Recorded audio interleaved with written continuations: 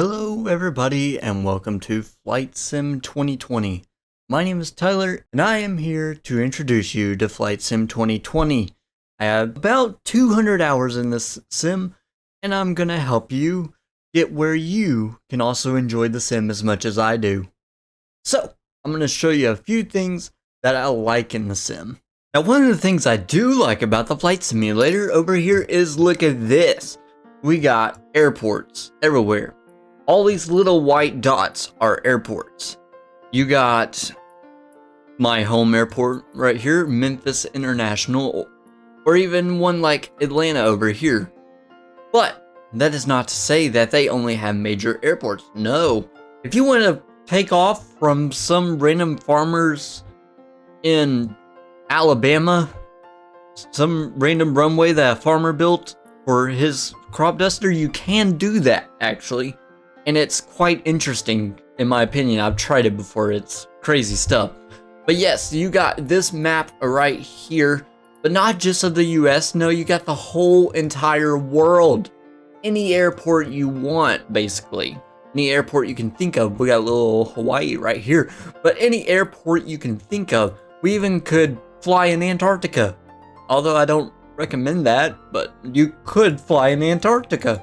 And it's crazy stuff. Now over here, we got the marketplace where you can buy add-ons and all kinds of things. It's really crazy.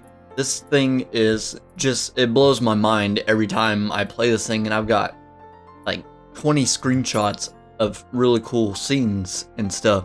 Now over here in the controls, this is where the magic happens, because I got all of this right here. I got controls set up for my keyboard and mouse. And when you're first starting out with a simulator, you may want to play with keyboard and mouse, but I don't recommend it, and here's why. Because when you're playing with buttons on something that requires very precise movements, when you push a button, it automatically goes to the maximum extreme that it can for that. That's the best way I can put that. Maybe I could show you an example, I'm not sure. Let's see. I'm just gonna search for yaw. Yes, yaw right here. Look at this. Now it's not an axis, it's just a button. It's just something that's not gonna work right. Look at this. See, rudder right is just enter. And that is not gonna work very well because it requires specific movements again. Flying a plane requires specific movements. And so I would recommend at least connecting a controller, which I'm going to do right now. I know I got my side stick right here and I got a throttle quadrant that is currently disconnected because I've already tried to record this video and my mic wasn't working. So I'm going to go ahead and connect this controller right here just like that. And in a second, we're going to get a pop-up. Yes, there it is. There's our pop-up. And it's gonna say we detected a new device, blah blah blah. And for now, we're going to click keep default. Now what we're gonna do is go over here to our controller and look at these. We need assigned. There we go. Look at all these controls that are just on this little device right here. Lots of things you can control. And that is something I like about Flight Sim, is that you can control almost everything in your plane with just a controller. It has the essentials and it seems to also have some more advanced stuff that I personally never use while I was flying with just a controller. What really is crazy about this control scheme is you can set up, I mean, here's a thing right here, you can set all these specific things to just buttons, and that really blows my mind. Now, something that, like another example here is, let's say you wanted to, I don't know, turn a light on and off inside your plane. You can do that. You can map it to one button and make it like a little toggle, or you can take it a step further and look at this. So like this X button over here, you can click X and it'll turn the light on, and then you can click A and turn the light off. It's really crazy how this thing all works. It's something you would have to go in here and figure out yourself, because it's just too much for me to talk about in one video, essentially. So what I'm going to do now is stop wasting time and go in and show you an actual flight in the simulator. So I'm going to go over here to Atlanta and set it as my departure. Now, whenever you're setting up a flight, you see this map like I showed you earlier. You can go anywhere in the world. It's a whole thing. And now what I want to do now is set up a departure, and you can set up an arrival. I'm not going to do that for this video right now. But look at this. They got every gate in the airport, and they also got the runways. You can take off from the runway. I do recommend that for if you're just starting out. But I am a little more advanced, not to brag, in this Airbus A320. So I'm going to take off from a gate. I am going on a flight to see my fiance. I already have, or I will, depending on when I upload this video. I go tomorrow as of recording this. And so I am going to be at gate A19 tomorrow when I get to Atlanta. So that's where I'm going to choose to take off. And I got the Airbus A320 with the Delta livery. Now that is an add-on, and we'll get into add-ons later when I get loaded in here. Now something I do want to note here, and you'll see it happen in just a second, is the loading times. Now, I'm over here on an M.2 drive, and my loading time sometimes takes 10 minutes. And here's why. Because the loading time not only depends on your drive, it also depends on your internet connection and the details of what it's loading. So a city like New York, departing out of JFK Airport would take longer than departing out of a field in the middle of nowhere, if that makes sense. And so that is why the flight sim can take a while to load sometimes, because it's loading stuff off the internet as well as your drive. Now it looks like it just jumped, but it's going to sit here for another few minutes trying to load Atlanta, because Atlanta is a major airport. So I will come back and we'll talk more about the sim once this thing loads. Yes, and here we are at Atlanta, the airport in Atlanta. Now, here's our plane right here. It's got a Delta livery on it, which again is an add-on. And I'm going to talk about add-ons right now, because if I go into my external view, you'll see a lot of add-ons. You just may not know it. Now, this right here is the Atlanta airport, which is an add-on actually, because the vanilla Atlanta airport does not look like this. This is an add-on. It's free. It's a free add-on from World Update number 2 provided by Asobo or Microsoft. So that is that. Now these airplanes right here with the real airlines on them, I mean, we got all kinds of airlines, ones I haven't seen before, so I'm not exactly sure what they are, but that's not to say they're not real airlines. These are real airlines, and there's a Delta plane over there, so that's a good example. These are real airlines, and when you go in to play the sim, you will not see this. There's lots of add-ons and all kinds of stuff. Enough about that. Airport add-on, these planes add-ons, yours won't look like this because, yeah, you don't have add-ons when you first get the sim. So, enough about that, because I'm here to talk about getting you up in the air. So, whenever you load in, I recommend loading in on the runway. However, I'm not doing that because I want to show you everything. But if you do decide that you want to load in on the runway, your engines and everything will automatically be set. All you have to do is just make the throttle go forward and you're good to go. As you can see, that is not the case for me being parked at the gate. Now, I could go through and show you how to start up the Airbus, but again, that's not what I'm here for. I'm here to show you how to get up in the air and get started with this thing.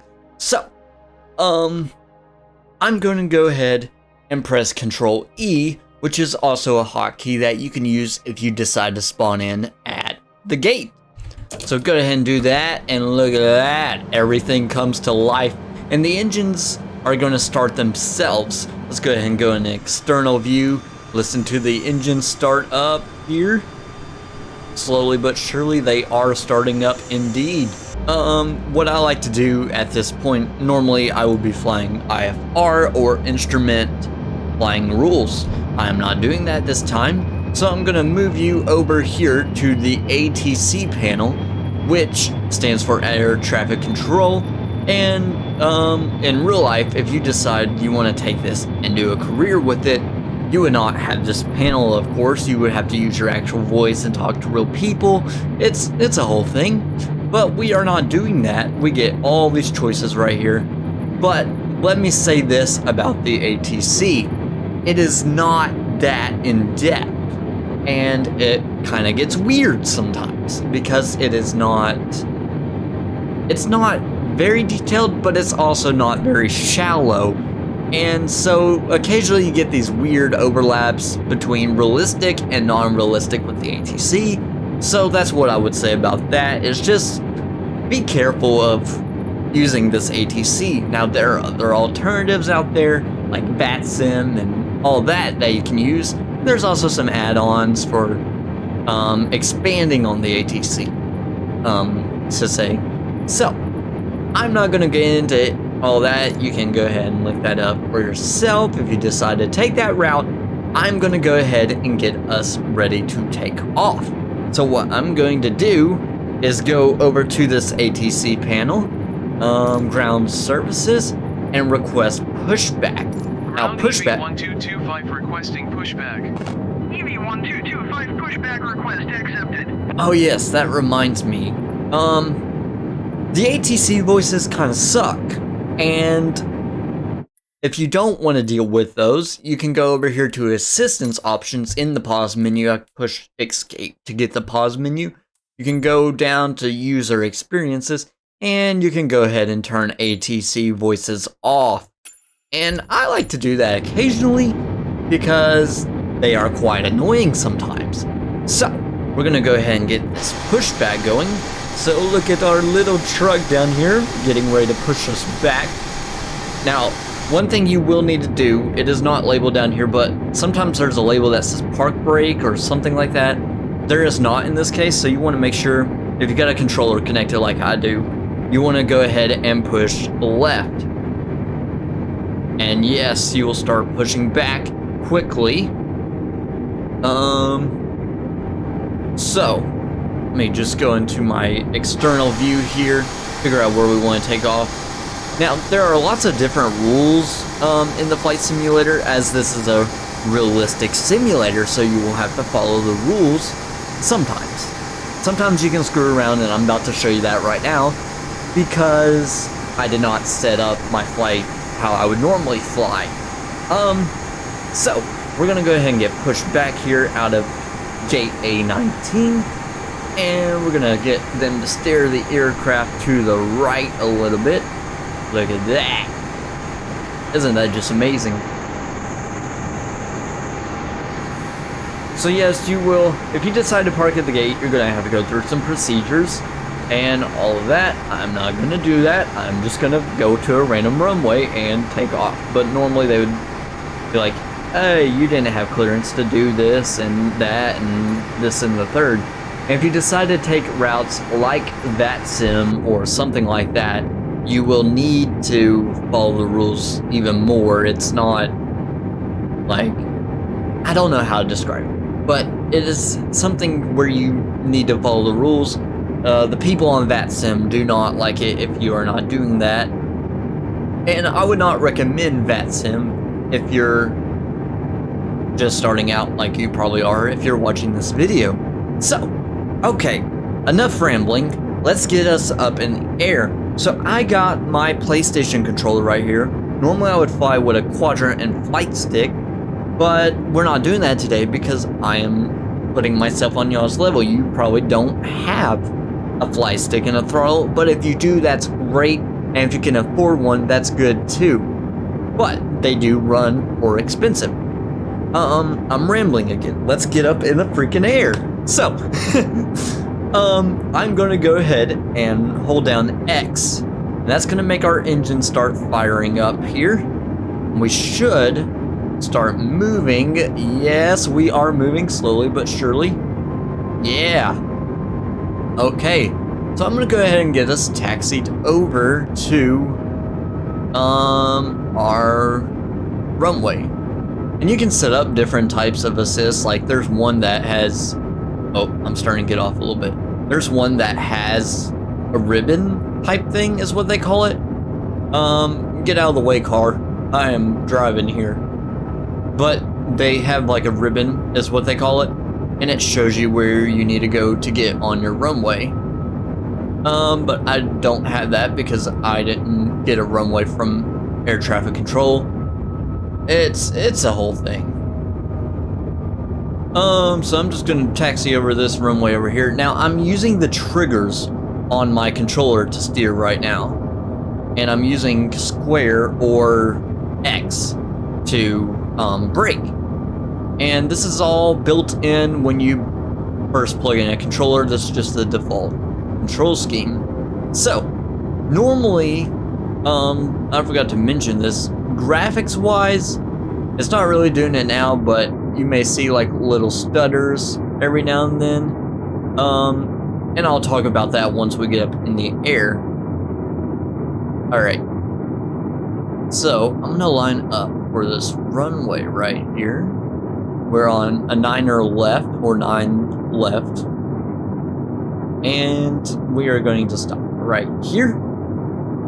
And to take off the Airbus A320 at least, by the way, I do recommend the A320. It is my favorite plane personally. It's pretty straightforward as far as getting it started up. Now, I wouldn't necessarily use it to completely learn how to fly the plane per se, because some of the stuff, let me get into a view where I can show you this. Some of the stuff does simply not work. It's not implemented into the sim. Like these buttons over here, I'm gonna hover over one and I want you to see what happens. It says inoperative, and what that means, it's not implemented, it's not usable. Now, let me say this right here, that the sim has enough implemented where you can start the plane, get up in the air without any problems. So, that is that. Now I'm gonna hold down X, and you can hear those engines start firing up really a lot. And I'm gonna press left on the D-pad, and that's gonna take our parking brake off. Yes, and now we are moving. And I also forgot to mention, I'm gonna press down on the D-pad, and that's gonna get our flaps. Makes it a little bit easier to take off. And we're gonna wait till we get to 160 knots. Let's see, if you look down there on the bottom left, you can see what I'm talking about. We're at 140, 160, and the plane will kind of bounce a little bit. And that's how we know we're good to take off. And there we go, we are in the air, so I'm gonna press up on the D-pad, and I'm gonna press right. Hey, completely irrelevant, but when I flew to Atlanta last time, I saw that Fly Delta Jets thing, and I've always wondered where that was at. Now, I wouldn't worry about that beeping. I don't even know what it means, but I wouldn't worry about it. So we're gonna go over to the external view now. I'm gonna bring down our throttle a little bit, set it to climb, turn on the autopilot. The autopilot's just gonna take over and fly for us. So, I'm gonna zoom out a bit, and there's beautiful Atlanta right there. Okay, so we are in the air now. So that will bring me to my next thing. If I go like this, nothing's really happening, but being on the ground at major airports like JFK, Atlanta, that kind of thing will cause lag spikes sometimes. So being up in the air, it's not too much of a problem, at least in my experience. So what I'm gonna do is I'm gonna go over here to my graphics settings. I'm going to show you all kinds of stuff. Now, one thing that I like is using this NVIDIA DLSS. And what that does is makes the sim run smoother on your computer. There is a downside to that. You may not have this feature because you need an RTX card, a GeForce RTX card. And not everyone has that. I would look into your PC specs if you have one or not. It is a good feature to have if you're able to use it. Now, I got an alternative for you, which is making your sim look more like a potato. in case you can't do that. So down here, you got all these graphics settings, all kinds of stuff. Whoops, I did not mean to do that. Most of mine are set on the highest it can be. Now something I did do down here, and this is just personal preference, the lens correction and the lens flare, I turned that off, and here's why. With the lens flare and the lens correction, it's kind of like as if you're a camera inside the cockpit, but if you're flying in real life, you're not a camera in a cockpit, you're actually in the cockpit. And humans, at least me, doesn't have beautiful camera effects when they're looking at stuff like the sun. Don't look at the sun, that's weird. But yeah, so personally, I turn that off. But that's, you do it however you want to do it and however your computer can handle. So, I believe that is all I want to talk about today. We got up in the air, we did all kinds of stuff. I'm going to go ahead and discard those changes. We got up in the air. You can use any controller, you can use your keyboard and mouse, don't recommend that. But it's not hard to get started, and there's also lots of training stuff in the menu somewhere, I'm not exactly sure where, but lots of training stuff. So that is that, and I hope you have a good night. I'm going to end off the video with some beautiful footage of the plane flying.